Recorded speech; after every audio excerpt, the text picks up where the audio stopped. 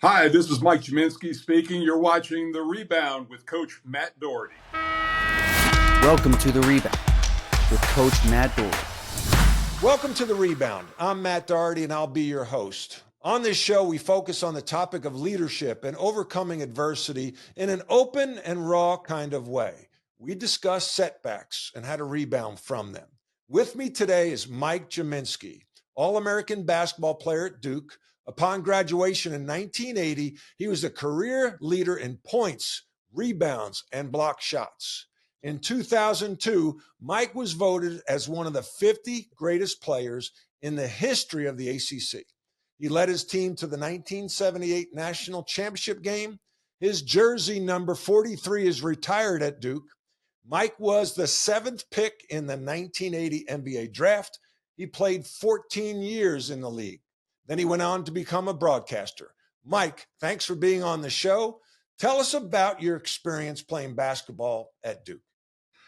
Well, Matt, it was interesting that recruiting, as you know, was a lot different back then in the 70s. And, a lot didn't really happen in your senior year, but I made the decision in my sophomore year that I was going to graduate early. I didn't play in a great conference, and I felt that I was ready to play in college. And, I knew I wanted to play in the ACC. Duke, actually, I found Duke. I went to Maryland's basketball camp. And while I was there, a guy named Terry Chili, who played at Duke, was a counselor. And we met, talked about Duke. I got interested. He had the coaches come up and meet me. They got into the process, and I visited Duke, and I knew that I was home. I fell in love with the campus. I loved Coach Foster. I thought things were going in the right direction. They had Jimmy Spanarkel the year before. And it just was a great, great fit for me, Matt. And going there, I had no idea, one, about Duke Carolina, the rivalry. And I really didn't know about the intensity of ACC basketball, but I was indoctrinated fairly quickly. And what an awesome experience. What other schools were you considering? Maryland was actually the first one in the door up in my high school, and South Carolina with Coach McGuire was very aggressive. North Carolina was in the mix. Actually, I spent a weekend there that summer. Walter Davis, God rest his soul, was my host, and met with the coaching staff. And I just, for me, Duke, like I said, it was the perfect fit. And I will say this, and one of the classiest moves after I made that decision, Coach Smith wrote me a letter congratulating me and saying he was looking forward to competing against me for 4 years. I just thought that was one of the more awesome things that happened to me in my recruiting process. Yeah, not surprised that a lot of former recruits would say the same about him. Certainly a class act. You reclassified. So as a result, you step on campus as a 16-year-old freshman at Duke. Is that right? I graduated from high school at 16. I just turned 17 in August, and then went for freshman orientation later that month. So just barely turned 17. Brad Doherty was kind of in that same situation at Carolina. He was very young when he got to school. But yeah, I guess I was ahead of my time in reclassifying. But I felt like I was able to compete because I had scrimmaged against college guys when I was in high school. And, I didn't dominate like I did in high school, but I did well. And so I felt pretty good about making that move, even though I was extremely young. And I found myself, Matt, my first year of basketball was in the 8th grade. I played 3 years in high school. And here I am, only 4 years of organized basketball. There was no AAU and none of that. Right. And I'm starting as a freshman, my first game in the ACC. So it was very much a baptism by fire. Tell the audience, since they can't see how big you are, how big were you as an 8th grader? And then how big were you entering Duke University as a 17-year-old? My growth, I never had a growth spurt. My progression, I was 6'5" in the 8th grade, 6'7" as a freshman, 6'9" as a sophomore, and then 6'11" as a junior. So it was a pretty slow growth, and I probably grew another half to 3/4 of an inch when I was in college. But yeah, very, very tall, very, very early on. So you played obviously for Bill Foster, and went to the Final Four national championship game in 1978, and then played 14 years in the NBA. Who was the best teammate, leader, college or pro, that you ever played with? I would say in college it was Jimmy Spanarkel, who was our captain, who was fabulous. Really brought that Jersey City swag with him, and was not a gifted athlete per se, but just so very tough-minded and just a great vocal leader. I was more of a guy who led by example. I was not really vocal in college. And in the pros, probably Buck Williams, one of the best. Buck Williams. Yeah, one of the best, another ACC guy from Maryland. And, in his own way, and Charles Barkley is like a brother to me, who I played with in Philadelphia. And in his own way, I mean, he was so passionate about us. He was an unbelievable teammate. And again, was a great leader in his own style. Maybe not classic, but Charlie was awesome. What coach in the NBA did you really feel was one of the best that you've been around, and why? I'll tell you what, Matt. Jimmy Lynam when I was in Philly, and the reason being, I mean, he understood people better than anybody I was ever around.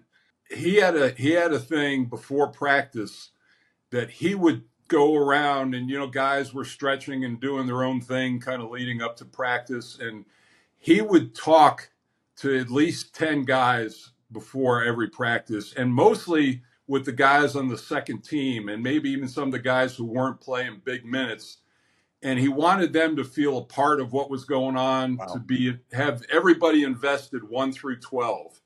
And just a really, really good at X's and O's, but could really manage people. The thing, and one of the reasons I do this is because I've had to rebound from losing my job as the head coach at North Carolina. And I went on this leadership journey, and I realized I felt really good about what I call the science of coaching, the X's and the O's. Where I made the mistake was the art of coaching, which is the culture piece, the soft skills. And now as an executive coach, we talk about this all the time. People hire for hard skills. What does your resume look like? What have you done? How long have you done it? But they get fired for soft skills because they don't have any people skills. So the fact that you said Jimmy Lynam is a great point of that from your experience in the NBA. And just knowing him, I would put Phil Jackson in that same mode, who was just, Phil who? Phil who? Yeah. Hey, he won a few championships. So where did you play for Phil Jackson? I did. I never played for him, but I knew Phil very well. Actually, I got to meet him my rookie year with the Nets, and he was getting into coaching, and then our paths would cross when he started down in the CBA as a coach. So I knew him. I knew of his philosophy. I knew what, in watching him, never played for him, but I knew exactly how he was conveying his message and what he was doing within the framework of that team. And Matt, nowadays, maybe, all the modes of communication that we have a function and are highly useful, but maybe they've taken the interpersonal skills away from things a little bit. And, Jimmy never texted us, he talked to us, and it's what a concept. And he coached Charles Barkley hard, and Charles never wanted to admit that he was being coached hard, but he always got Jimmy's message, and it was just that face-to-face interpersonal thing. Well, Mike, this is great. Let's go to break, and we come back. Mike Gminski is going to discuss the most significant rebound of his life, and it wasn't on the basketball court. The Rebound is sponsored by Sector Spider ETFs, a unique family of exchange-traded funds that divide the S&P 500 into 11 sector index funds. You can buy just the sectors you like or customize the S&P 500 by weighting the 11 sectors to meet your financial objective. Please visit them on the web at sectorspiders.com. That's sector, SPDRS.com. Alps Portfolio Solutions Distributor, a registered broker-dealer, is the distributor for the Select Sector Spider Trust. Mike, tell us about your rebound story. Well, Matt, I'll go back to high school. My age 15 was a big year for me. It was my sophomore year. I really started to blossom as a player. I made All-State, and it was when I started drinking. I was with I was a young guy on an older team, and I was with guys, and we went out afterwards and we drank beer. And I saw them drinking beer, and I was not forced into it by any means. There was some alcohol issues on one side of my family. So it was something that, I was my choice. I fell into it and continued in high school, continued through college. At the moment, never paid any consequences for it. It was no drugs, no hard liquor, just drinking beer and enjoying the college life. And, I graduated with honors and, never affected my play, same kind of thing through college or through my NBA experience. But then when I got into broadcasting, I started drinking more cocktails. And, as a broadcaster, you're traveling with the team, but you're not a part of the team. So there's a lot of free time. So, there's starting to be some glasses of wine at lunch. And, I never drank on a broadcast or before a broadcast, but, it was escalating. And then in 2000, my son was 2.5 years old. My ex-wife's business went under, and there were financial issues. There were a lot of pressures on the marriage that really got to both of us. And I kept on self-medicating, as it were. And finally, our marriage dissolved. And I met a young woman and had fallen in love with her. Her name is Sarah Culpepper. She was 23 years younger than me. And life was good. We got engaged in 2013, and she had some health issues. She had a congenital heart defect and also some liver issues. And we were dealing with those. And in 2015, she had a catastrophic failure of her liver, and she basically died of an internal hemorrhage right in my arms. Wow. I'm trying to revive her with 911 on the line, and blood is everywhere. And that shock, it threw me into shock. It completely short-circuited my wiring. I did her memorial service. The hardest thing I've ever done is doing her eulogy.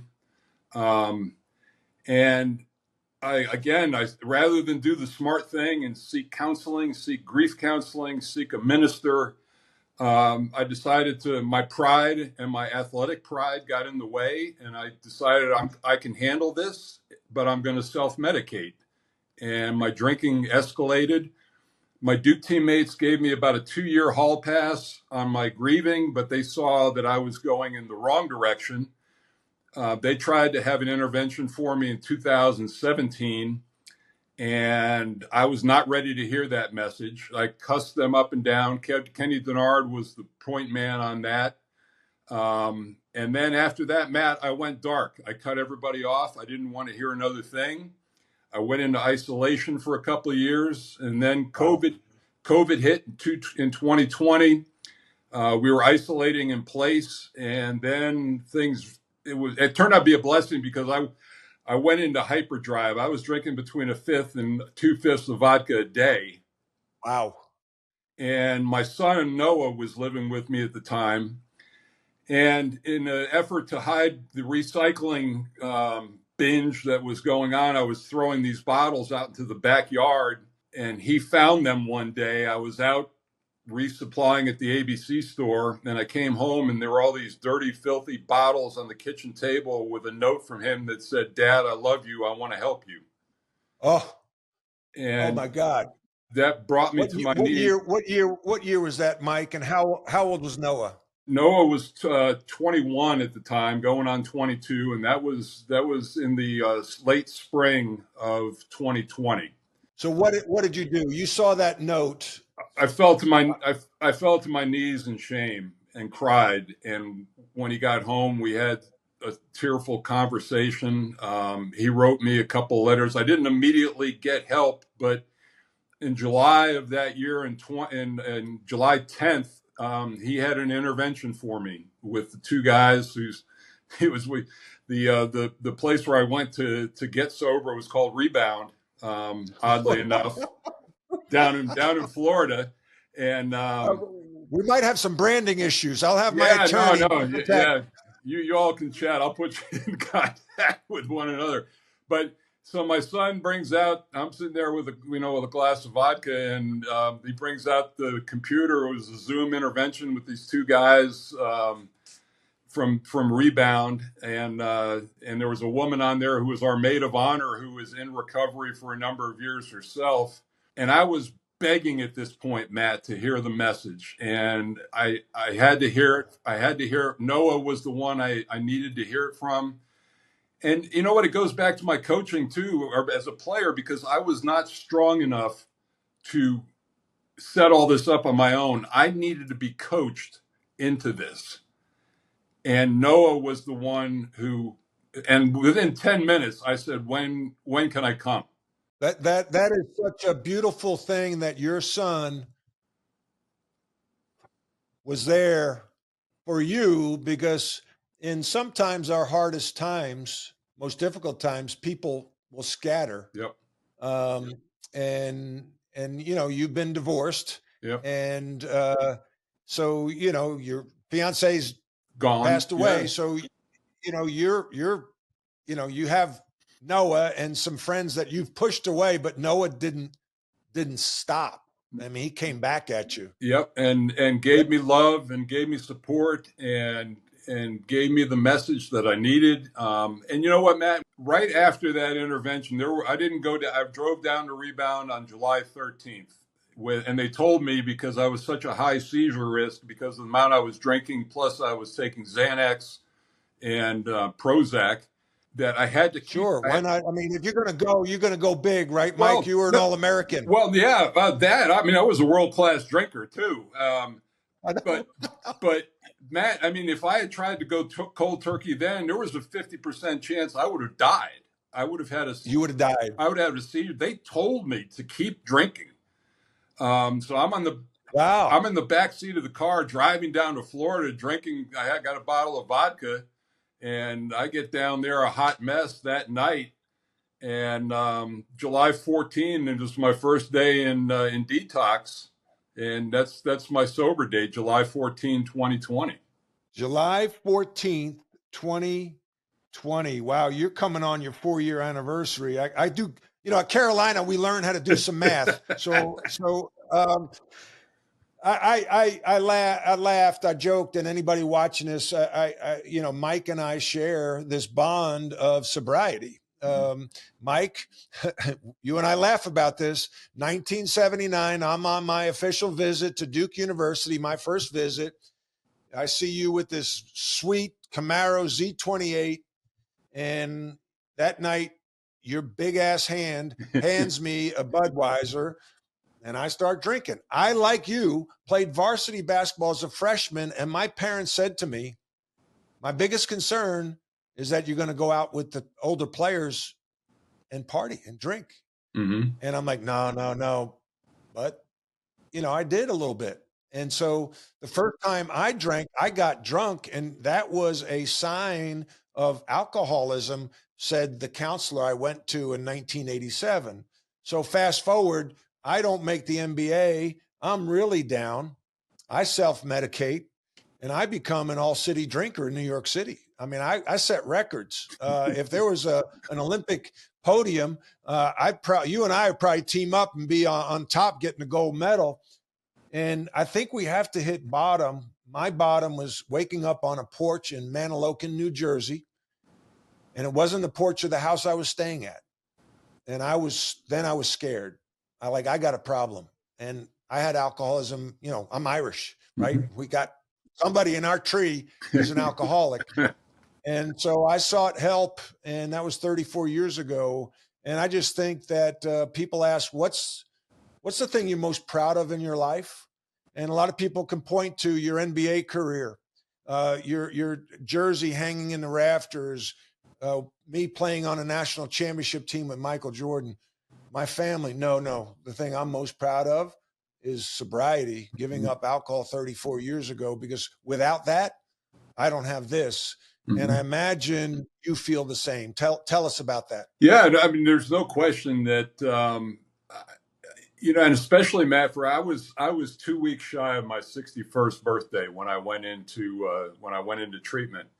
And for guys our age, I mean, it's a decision. You can say, all right, I'm going to fight for my life to get it back, or I'm near the end anyway. I'm just going to keep going on this path. And I love my son too much.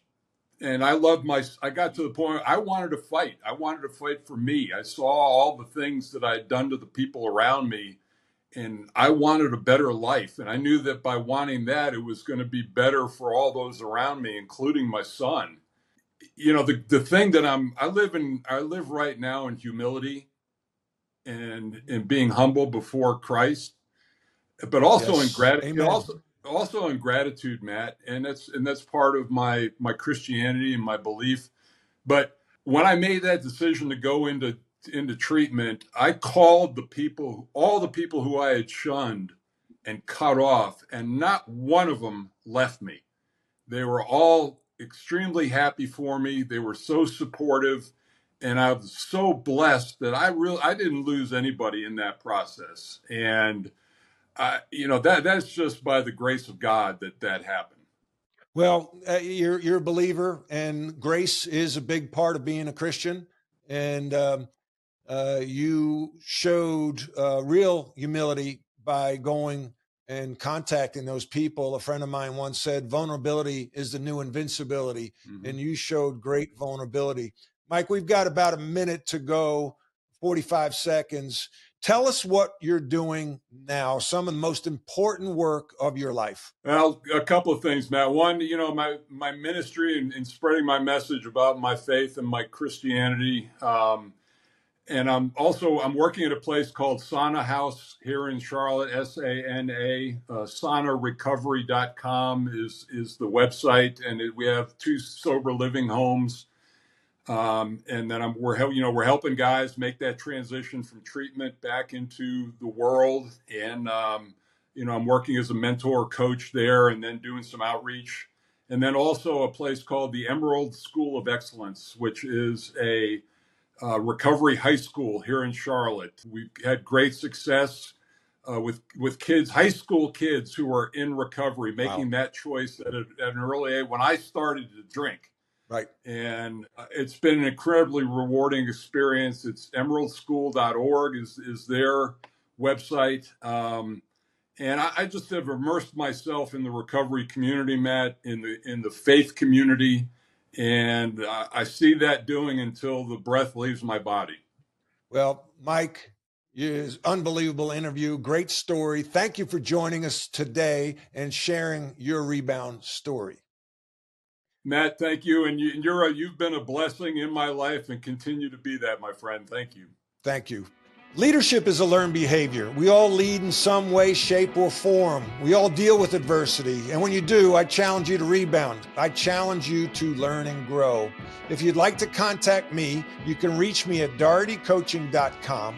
That's DOHERTY.com. Thanks for tuning in.